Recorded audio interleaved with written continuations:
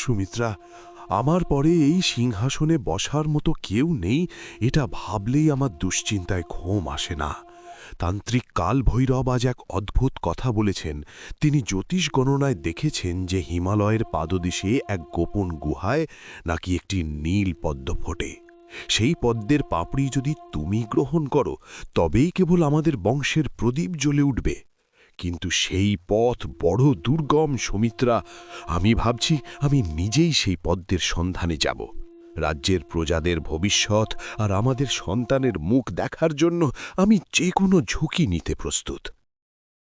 মহারাজ, আপনি কি বুঝতে পারছেন না? এই নীলপদ্মের গল্প কেবল একটি ফাঁদ। তান্ত্রিক আপনাকে রাজ্য থেকে দূরে সরিয়ে দেওয়ার চক্রান্ত করছে। আমি মা হতে পারিনি বলে প্রতিদিন নিজেকে অপরাধী মনে করি, কিন্তু আপনার জীবন বিপন্ন করে আমি সন্তান চাই না। তান্ত্রিক আপনাকে বলেছে আমার ভাগ্য মন্দ, কিন্তু আমি জানি অভিশাপ আমার ভাগ্যে নেই, আছে ওই তান্ত্রিকের কুটিল মস্তিকে। সে চায় আপনি প্রাসাদের বাইরে যান, আর সেই সুযোগে সে তার অশুভ শক্তি দিয়ে এই রাজ্য দখল করুক। মহারাজ, আপনি যদি চলে যান তবেই প্রজাদের রক্ষা করবে কে? আমার কোল শূন্য থাকতে পারে, কিন্তু আপনার সিংহাসন যেন কোনোদিন শূন্য না হয়। দয়া করে ওই তান্ত্রিকের মায়াজালে পা দেবেন না।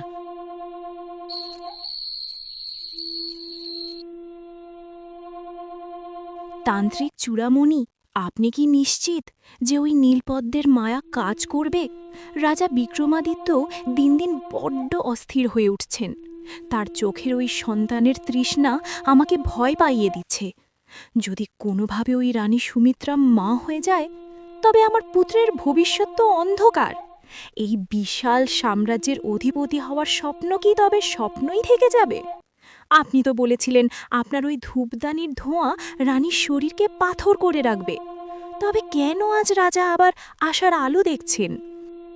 শান্ত হন রাজকুমারী, কালভৈরব কখনো ব্যর্থ হয় না। আমি রাজাকে যে নীল পদ্মের কথা বলেছি, ওটা আসলে যমদূতের আমন্ত্রণ। রাজা যখন ওই দুর্গম পাহাড়ে যাবে, তখন আমার পোষা কালসর্প তাকে দংশন করবে। রাজা আর ফিরে আসবে না। আর রানী, রাজা মারা গেলে ওই বন্ধা রানীকে তো প্রজারাই প্রাসাদ থেকে ঘাড় ধাক্কা দিয়ে বের করে দেবে। তখন সিংহাসনে বসবে আপনার পুত্র। আমি শুধু চাই সেই প্রাচীন রাজমুকুট, যার ভেতরে লুকোনো আছে অমরত্বের চাবিকাঠি। আপনি পাবেন ক্ষমতা, আর আমি পাব অমরত্ব। আমাদের এই মায়া জাল ছেড়ার সাধ্য কারও নেই। শুধু নজর রাখুন ওই প্রজা রুদ্রের ওপর। ছেলেটা বড্ড বেশি নাক গলাচ্ছে। রুদ্রকে নিয়ে আপনার এত চিন্তা করতে হবে না।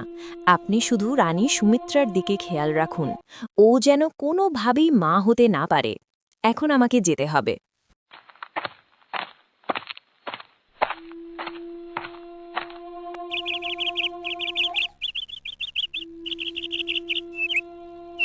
মহারাজ, আমার মন বলছে আপনি ওই পাহাড়ে গেলে আমি আপনাকে আর ফিরে পাব না। যে সন্তানের জন্য আপনি আজ নিজের জীবন বাজি রাখছেন, সেই সন্তান কি আপনার অভাব পূরণ করতে পারবে? মহারাজ, আমি বন্ধা, এই অপবাদ আমি কবরে নিয়ে যেতে রাজি আছি, কিন্তু আপনাকে যমের দুয়ারে পাঠাতে পারব না। এই তান্ত্রিক আর আপনার বোন অমৃতা, এরা দুজনে মিলে আপনাকে ধ্বংস করতে চাইছে। আপনি কেন এত অন্ধ হয়ে গেছেন? সরে দাঁড়াও সুমিত্রা, আমি রাজা। আমার প্রথম কাজ হল উত্তরাধিকার নিশ্চিত করা। তান্ত্রিক বাবা আমাকে পথ দেখিয়েছেন, আমি তাকে অবিশ্বাস করতে পারি না। যদি আমার মৃত্যুও হয়, তবু আমি ওই নীলপদ্ম নিয়ে আসব, যাতে এই রাজবংশ টিকে থাকে।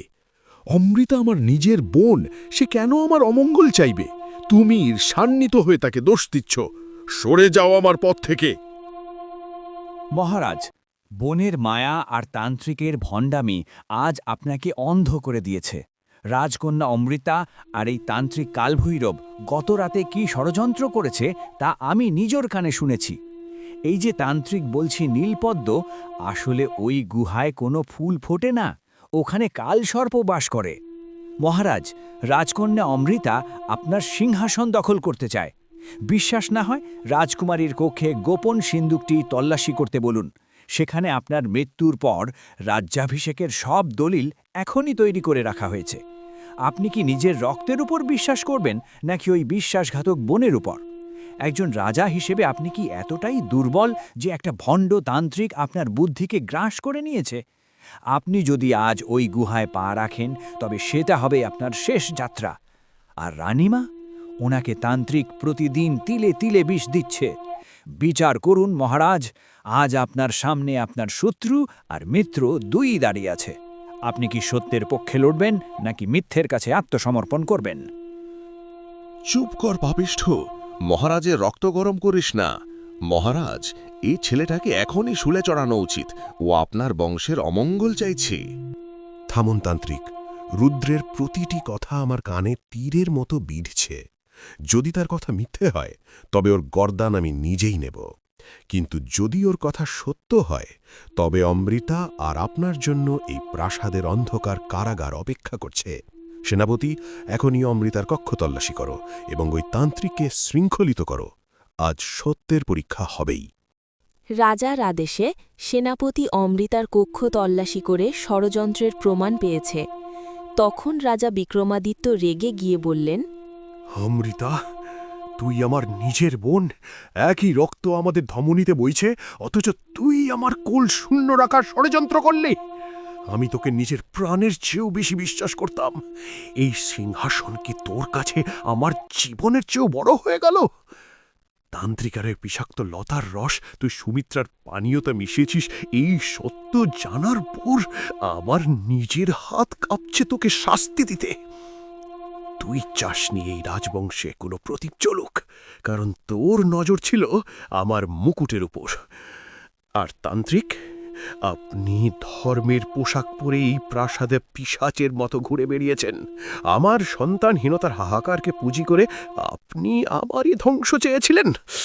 আজ এই তলোয়ার আপনার রক্তপানের জন্য তৃষ্ণার্ত।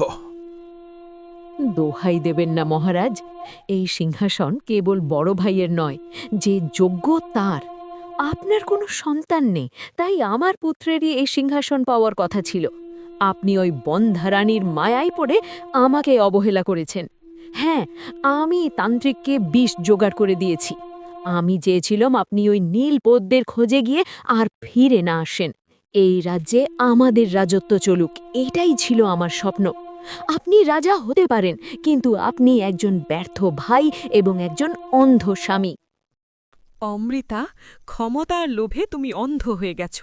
একজন নারী হয়ে তুমি অন্য এক নারীর কোল খালি রাখতে চেয়েছ। এর চেয়ে বড় পাপ আর কি হতে পারে? তুমি ভেবেছিলে সিংহাসন তোমাকে সুখ দেবে? না, যে সিংহাসন রক্তের ওপর দাঁড়িয়ে থাকে সেই সিংহাসন কেবল অভিশাপই দেয়। আজ তোমার এই পরিণতি দেখে আমার করুণা হচ্ছে।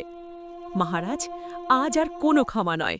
যারা রাজবংশ ধ্বংস করতে চেয়েছে এবং প্রজাদের জীবন নিয়ে খেলা করেছে, তাদের উপযুক্ত বিচার হওয়া প্রয়োজন। রাজার আদেশে অমৃতা ও সাধুকে সারা জীবনের জন্য কারাগারে বন্দী করা হলো।